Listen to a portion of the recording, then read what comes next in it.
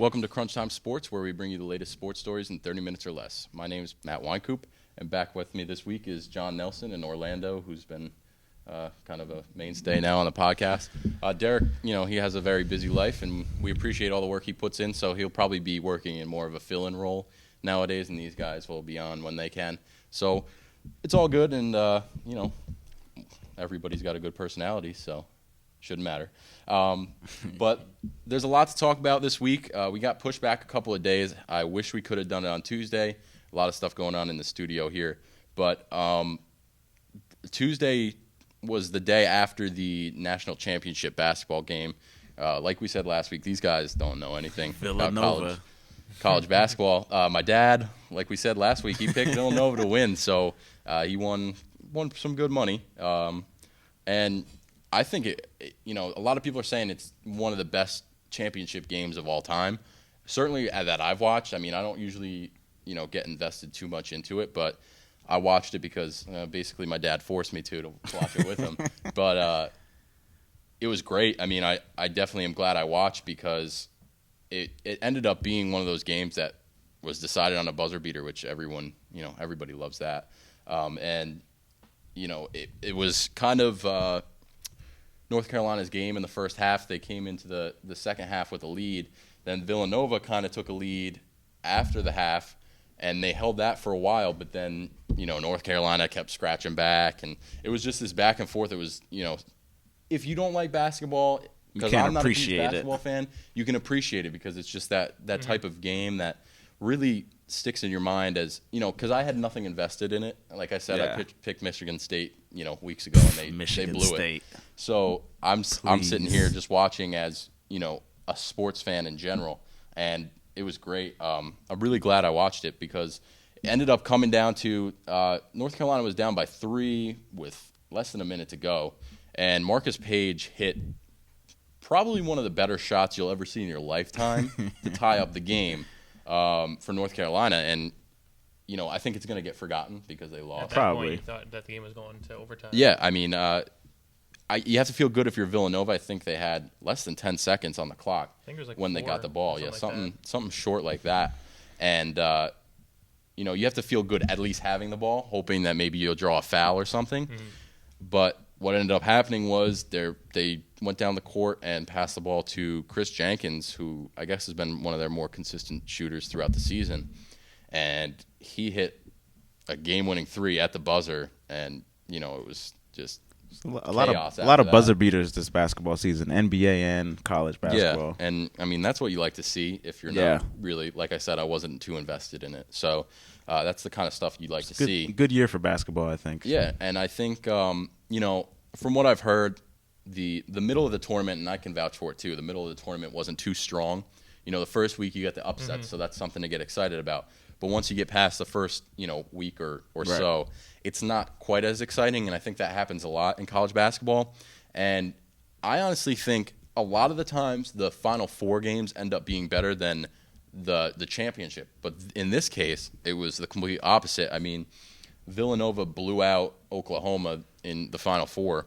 So this game was, it was crazy. I mean, there weren't a lot of top seeds this year either. So I think that's what made it a good year for college basketball. Also on the top in the Final Four games, both games I believe ended with a 15-point difference in score, something like that. Yeah. And then the championship game, how it was so close and intense the whole entire time, that was more interesting to watch. Yeah, and like Orlando said, it was a pretty weak year in college basketball. There was no standout teams, whereas last year with Kentucky, they were undefeated going into the end. Basically, I think they lost in the Final Four to Wisconsin, but. There was no team that you were like, this team's definitely going to win it, and obviously not, because a lot of people were saying North Carolina was the best team in college basketball. Yeah. But they obviously lost. They went far, but they didn't win it. So. Yeah, and I mean, at the end of the day, that's all that matters. Yeah. But yeah, I guess we'll wrap that up. One thing I want to acknowledge really quickly is, you don't have to be a basketball fan to know this, but the UConn women's team won another title. Was that 4 in a row? 4 in a row. That's crazy. I think it's like their 11th title overall. And which is just incredible. I mean, we don't usually touch too much on that kind of stuff, but you have to at least acknowledge what they're doing. It's incredible what they've been able to accomplish, and I think they have one loss in their last 2 or 3 seasons. And their main player who's won 4 straight Finals MVPs. She only lost, I think, 4 games in her entire college career. She's a winner. That's crazy. Bottom line. That team is just full of winners. And I think, there's been a lot of debate as to whether it was good. It's good for women's basketball or not. I mean, I don't know what you guys think. You guys have an opinion? I mean, it's tough because women's sports kind of always takes a backseat kind of to mainstream. Right. But I think, like you said, you have to appreciate women in athletics and the fact that they have won 4 years straight, and their coach and the amount of players that they have in the program that they've developed for UConn has really taken off. So you just have to take the time to appreciate good athleticism and good sports and just, that type of program that they have going on over at UConn. Yeah. And I think, a lot of people complain because this entire tournament, and I think this entire season, they didn't have a single-digit win. Yeah. So they won by 10 points or more every single game. And a lot of times, I think that some of it is them running up the score. I mean, they've won by 30 or 40 or even 50 points at some games, and that was in the tournament. So I think the running up the score maybe, bring that down a little bit. You sound like the Patriots. But we'll just let that one slide. But, yeah, I think that definitely could be bad for the sport. But you can't – I mean, if they're winning, they're winning. That's it. Yeah. There's no – you can't take that away from them. They're the strongest team in women's basketball, and until another team gets a good recruiting class proven like they otherwise. Yeah, exactly. You can't really stop them. So, that pretty much wraps up the basketball talk, at least on the college level. I want to talk about something that's really been the topic of the NBA season since, I don't know, day one. So the reigning champions, the Golden State Warriors, yes, are now on their way to another playoff, undoubtedly. They look great. They are now 4 games left. Yeah. They're 69 and I'm not sure. 69 and close. 69 and close. They are very close to the all-time record of the Bulls, which is 72 and 10. They have 4 games left. They have to win 69 and 9. So they have to win all 4 to break the record. They could lose 1 and win the rest to tie. So I just want to see what you guys think. Do you think they can do it? I mean, I don't see why not. I think the only thing standing in their way is the Spurs. And they have to play the Spurs twice. Yeah, so that's 2 out of the 4 games. So you could probably risk to lose 1 and then see what happens. But my thing is, don't try to downplay the record now at this point in the season. I think a lot of the players now, when you see them after the post-game interviews, they're like, oh, we're just trying to focus on the playoffs, whatever the case might be, when all season you were trying to chase the record. Stick to chasing it and just commit to it. Don't try to water it down and say, we're just trying to get to the playoffs now. That's all that matters, which is true. But if you were talking all this mess, from the beginning of the season to chase this record and you have a good chance to do it, stick with it and just, if you lose, you lose. And if you don't make it, you don't. But at least you still have a good shot to make the championship. So just go for it. Talk the talk and walk the walk. This is the thing, though. You also don't want to be focused too much on that as well, because you've seen problems like that in the past where, even the Indianapolis Colts a couple of years ago when they were undefeated, and then they kind of, got a lot of hate because they just they took their starters out of the game when they're undefeated still. Yeah. You want to be focused on – your main goal is to win a championship. You don't want to be focused on just breaking a record, because if you break that record and then you go one and done in the playoffs, I mean, that's not a successful season no matter what. Reminds me of the Patriots kind of when they lost that Super Bowl to – He's just digging over here. Bashing the Patriots. Get this man a shovel. No, but I totally agree, and that's exactly what I was thinking when he was saying that. The Colts sat their starters, and I don't think they didn't even end up winning the Super Bowl that year. They lost to the Saints. So. Yeah. But that's a good point, and with the Patriots, they lost in that final game, so really no one cares. Just like, the Seattle Mariners in baseball, they had that season. I don't remember how many games they won, but it's the most all time. Yeah. I don't even know if they made it to the World Series, and if they did, they lost. They didn't win the World Series. Yeah. At the end of the day, that's all that's important. And as a fan base, maybe the Warriors fans want to see this happen, but if they can win back-to-back titles, I think that's what they want more. Yeah. But you have to kind of admire what they're doing. And also, I don't even know if the Spurs are going to be the obstacle, so to say. I think not that the Grizzlies are a good team, because, I don't follow basketball that much. But are you a Grizzlies fan? I'm like a low-key Grizzlies fan. I like some of the players on the team, but I'm not really. I can't say that I'm a Grizzlies fan, like 100%. I'm not diehard or anything like that. But I do like the Grizzlies. But the thing is the Warriors have struggled with teams that aren't that great. A lot of their losses have come to teams that aren't that great. They lost the other night to the Timberwolves, and if they had won that game against the Timberwolves, I don't even know if we'd be having this discussion. Yeah. Because I think it'd be pretty easy. Well, I think they're very turnover prone. I think they kind of don't play as hard with teams that they feel that are kind of easier for them.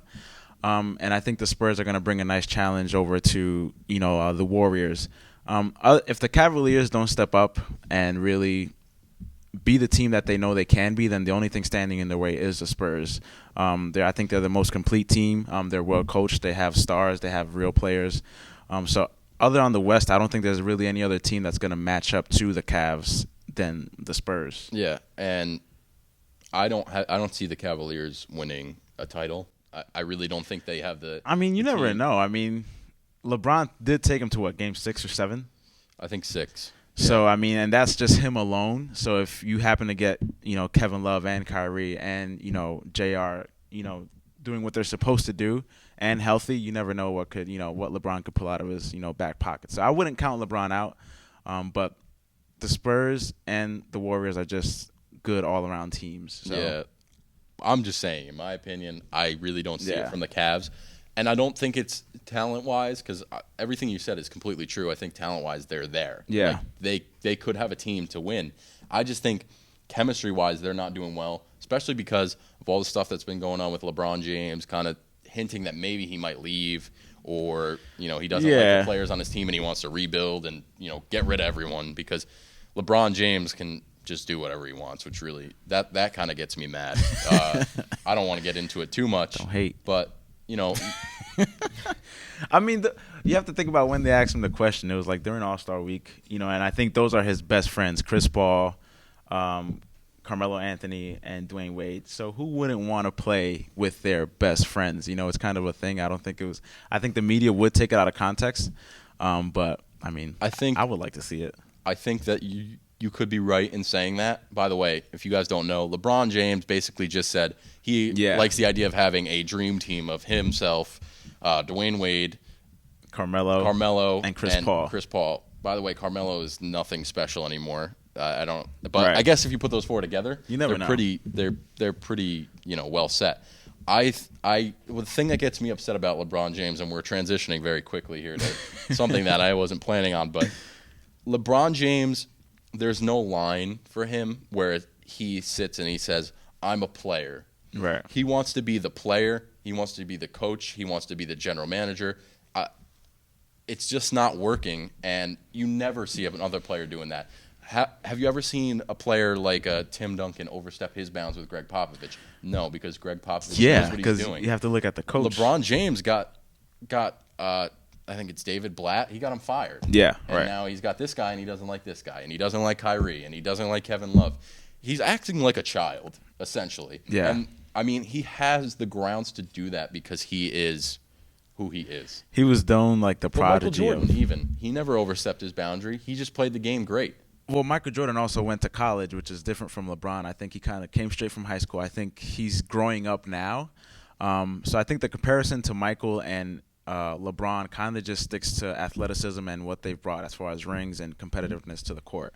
I think Michael Jordan was a complete different human being, I think, compared to anybody else in the league. Yeah. His competitiveness wouldn't allow him to go with anybody like Magic or Larry Bird. He wanted to beat the best. He didn't want to join the best, so that made him better. So yeah, and he had a Hall of Famer on his team, too. He had Scottie Pippen. Right. And, Michael Jordan is Michael Jordan.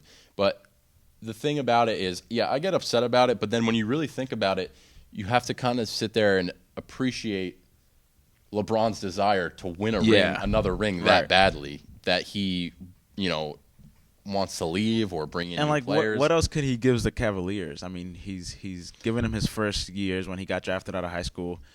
He tried to take him back to the championship. He's trying again, and they try to put weapons around him, but what else can he give? He's given them a lot. Yeah. And he went back to Miami. He learned how to win.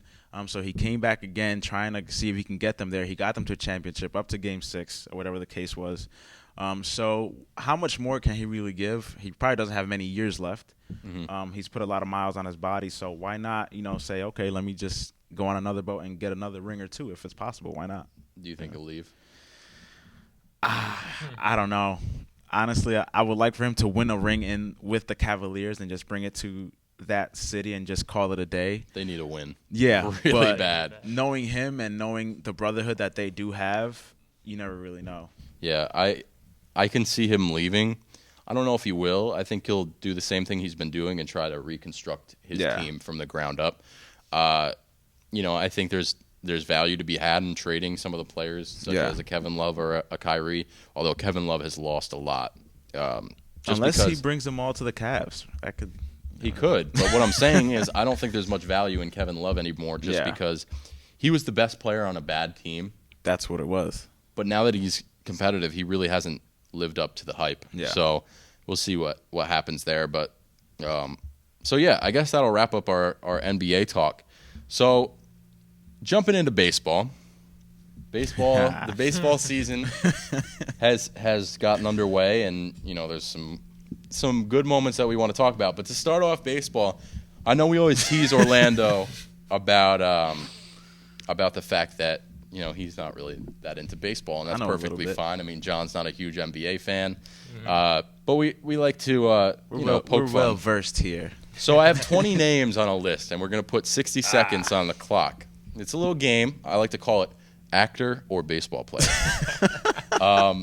So basically, we're going to have a set of actors or baseball players, but it's not going to be Derek Jeter. It's not going to be the giveaways. It's not going to be it's the third string Robert baseman Downey from Jr. the Tigers, and it's not going to be that bad where it's the third string third baseman from the Tigers. It'll be players that are well known enough. So I'll read the names. It's either a baseball player or an actor.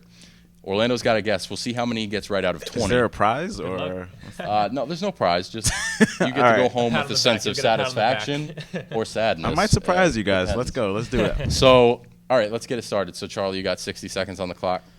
All right, so I'll let you know when we're ready to go. Ready, Orlando? All right, so this is actor or baseball player. Charlie? We're going. Jeff Francoeur. Baseball player. Correct. Alfred Molina. Baseball player. Incorrect. Chris Pine. Actor. Correct. Steve Pierce. Ooh, baseball player. Correct. Paul Dano. Actor. Correct. Rougned Odor. Baseball player. Correct. Nathan Lane. Ooh, Nathan Lane. I'm going to go actor. Correct. Enrique Hernandez. Ooh, definitely baseball player. Correct. Ryan Hannigan. Ooh, baseball. Correct. James Shields. Actor. Incorrect. Damn. Eli Roth. He's a baseball player. Incorrect. John Ryan Murphy. He's a baseball player. Correct. Scott Van Slyke. Baseball player. Correct. Gary Sinise. Baseball player? Incorrect. Ken Howard. Actor. Ryan Howard. Actor. He was correct then incorrect. Okay. Rich Hill. Oh, we're out of time? All right. How many did you get right? Woo! 11? 11 out of... Beast. 11 out of 16. Not bad. High five. So, Orlando, good job. I guess we'll give you I know a a pat on little the back something, for that. something. I just don't like to talk about it much, but it is what it is. I like to surprise people. Yeah, so That kind of guy. good job. Do you want me to run through the last four and see? Sure. No timer? Let's just shoot him, bro. What's up? Rich Hill. Baseball player. Correct. Luke Grimes. Baseball player. Incorrect. Oh. Wade Davis. He's definitely a baseball player. Correct. And John Slattery. Ooh. Is that the last one? Yep. I'm going to go baseball. Incorrect. So you got two more. So you got, 13 out of 20. That's passing in my book. That's not bad. I like it. So good job, Orlando. Bring on the baseball questions, bro. I'm not afraid. So with that, we'll move on. So, Orlando, what do you think of Trevor's story? Oh, I think he's amazing. What team is he on? I'll let you know by the end of this podcast. Yeah. So transitioning into baseball, let's move on to Trevor Story. That's a big story. What did he hit? Like three Trevor home Story runs? is a big story. 3 or 4 home runs, was it? He hit 4 home runs in his first 3 major league games. That's a record. That's never been done before either. Yeah. No, that's pretty insane. He looks like he's going to be a real talent. Yeah. And now I can kind of see why they traded Troy Tulowitzki. Yeah, I was a little concerned why they would trade Tulowitzki last year because he was like one of the franchise players unless they want to completely rebuild. Right. But now that they have someone like a Story in the should have put that name on the list.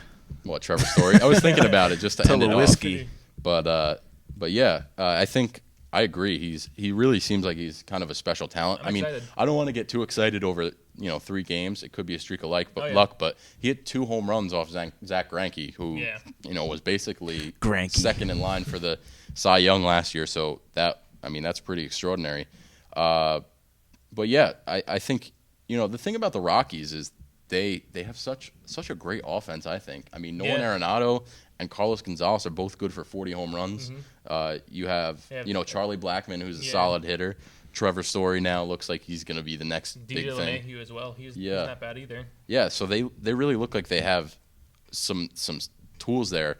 I think the problem with them is, and pitching. A lot of teams, is pitching. And I was talking to someone about it yesterday. I think the only team that can really pull off weak pitching with great offense is the Toronto Blue Jays. Yeah. And they've been able to do it. But, you look at the Rockies, and it seems like they might struggle a little bit. They're still a few years away, but I feel like give them a couple of years, get them some pitching in there as well, make a couple trades. That's going to be a really elite team. Yeah, and they've made that constant threat of maybe trading Carlos Gonzalez, but I don't think that's in their best interest, and maybe this is why they look like they've been planning it. It's just pitching wins the games. Although, what if you trade Cargo for an elite pitcher as well, and then add a prospect in there?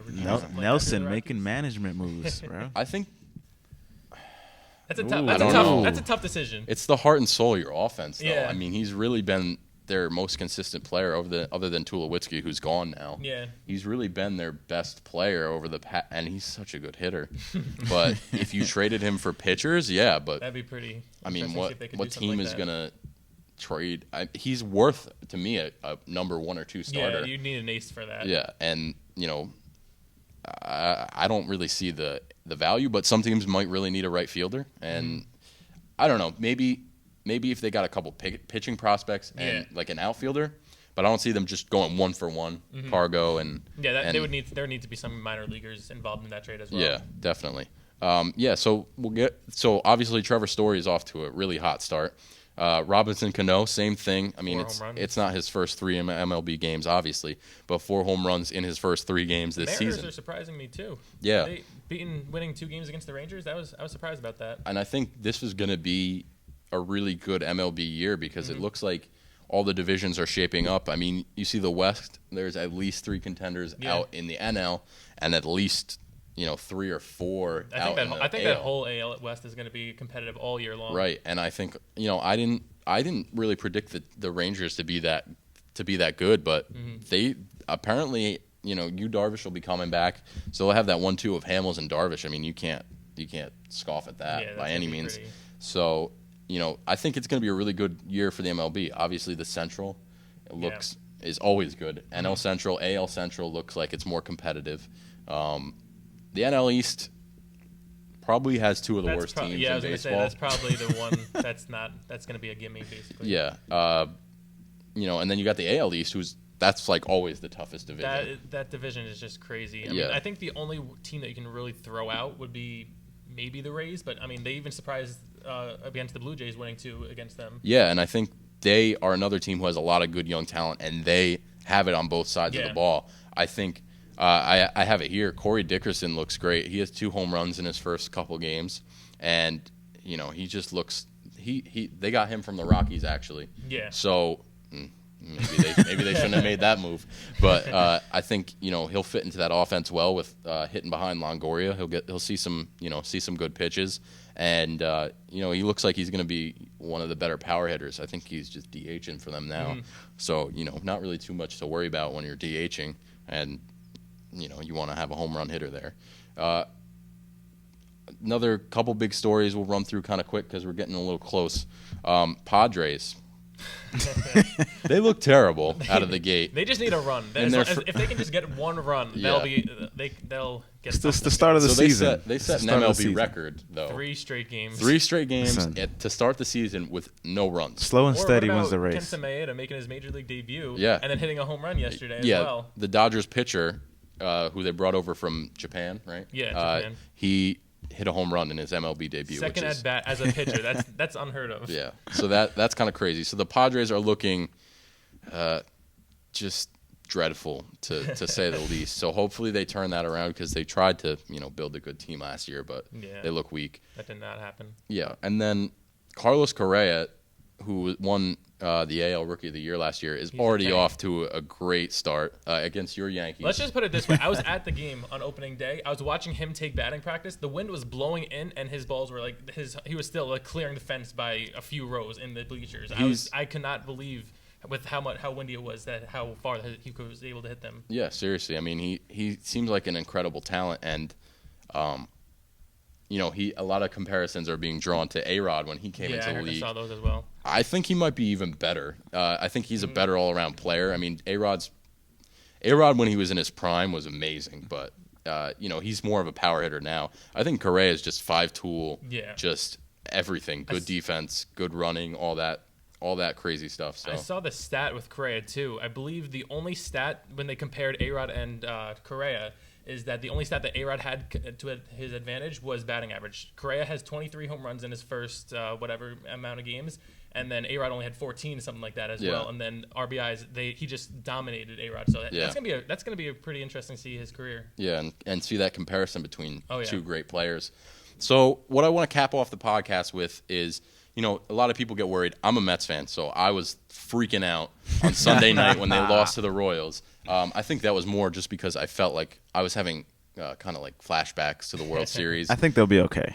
I think they'll be great, but is it important to you to have wins at the beginning of an MLB season? I do think it's important to get off to a good start and have that momentum moving forward, but if you're like the Padres and you're 0-3 to start off, you can't just say, "Oh, this season is a waste. The season's over," because anything can happen. We could play terrible in the first month of the season. We could we can only win 3 games, and then all of a sudden they go on a hot streak in the summer, and then you forget about that beginning slump. Yeah, I mean, I think, to me, every win is important.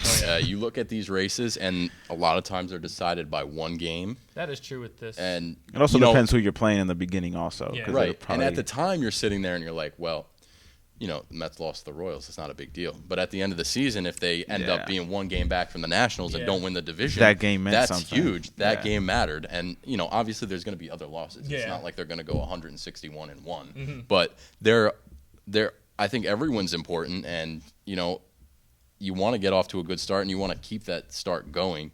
And it's certainly good to have your players get off to a good start because that builds a lot of confidence. You don't want to start in a slump because that's the worst thing. Look at the Cardinals right now, 0-3, but they're still going to be there at the end of the year. Yeah, absolutely. And that's true. You have your teams who are always going to be there, and maybe they don't get off to the best start. But you want to get off to a good start and really play well at the beginning of the season so that can carry on throughout the season. So, all right, so that pretty much wraps us up for this week. We're getting real close to time. But I want to just, thank you guys for coming in again today. Thank Charlie, our cameraman, and Trish, our girl Trish, helping out this week.